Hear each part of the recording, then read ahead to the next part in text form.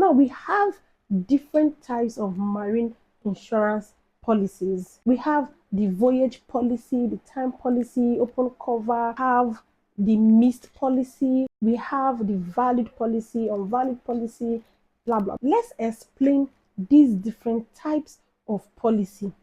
For the voyage policy, it's a policy that covers a specific voyage.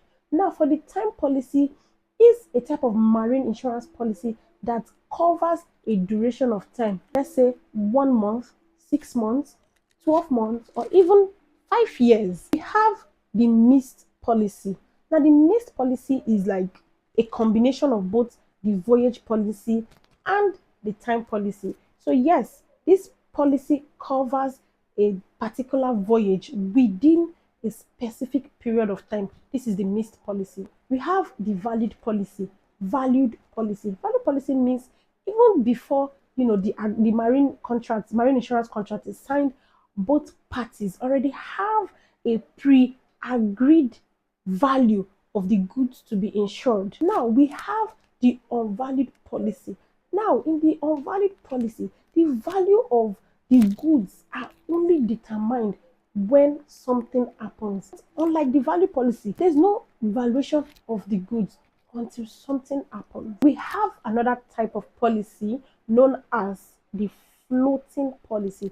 Now, this floating policy is very, very flexible. It's a type of policy where goods are insured without the specific details of what is being insured. What do I mean by that? Before I go deep into explaining how the floating policy works, I'm going to explain another type of policy known as the open cover policy.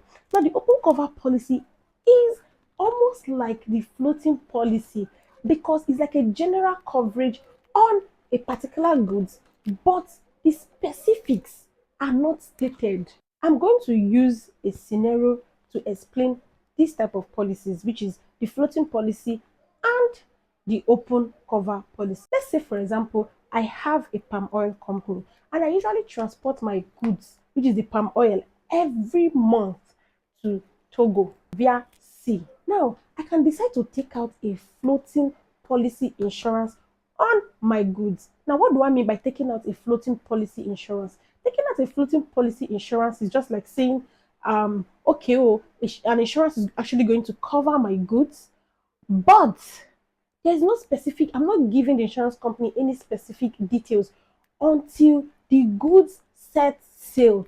So let's work it out this way. It's January 2025 and I want to take out an insurance on my palm oil, my goods, right? And then I call an insurance company, ABC Insurance Limited, for example. I call them and I'm like, oh, I want to take out a floating policy insurance on my palm oil goods, blah, blah, blah, blah, blah. In the floating policy, I'm taking out that insurance for the whole year, from January to maybe December. Now, a floating policy, for the insurance policy to cover my goods, every time my goods are leaving Nigeria to Togo, I have to call the insurance company and give them details of the goods, like, oh, I am shipping down 10 containers or 100 containers of palm oil to Togo. So these are the details, this is what is worth, and all of that. I give those specific details to the insurance company, and then they take note of it and be like, oh, okay, that's fine. Now there's a contract. That is how a floating policy works in marine insurance. But let's dissect an open cover policy.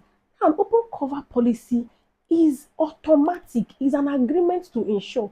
Now, using the same example that I just gave before, in an open cover policy, I don't need to call the insurance company or inform them or give them specific details anytime I'm sending my goods out to Togo, because automatically my goods are covered by insurance. If there's already an open policy agreement between I and the insurance company, and I'm sending out my palm oil in the month of May, I don't need to inform them as long as there's already an open policy covering I and the insurance company. That's all that there is. So if there be any casualty on sea, ABC Insurance Limited is going to compensate me because there is an open policy agreement between us. Do you understand where I'm coming from now? My name is Vera Enubianozo. This is day 17 of our maritime law series.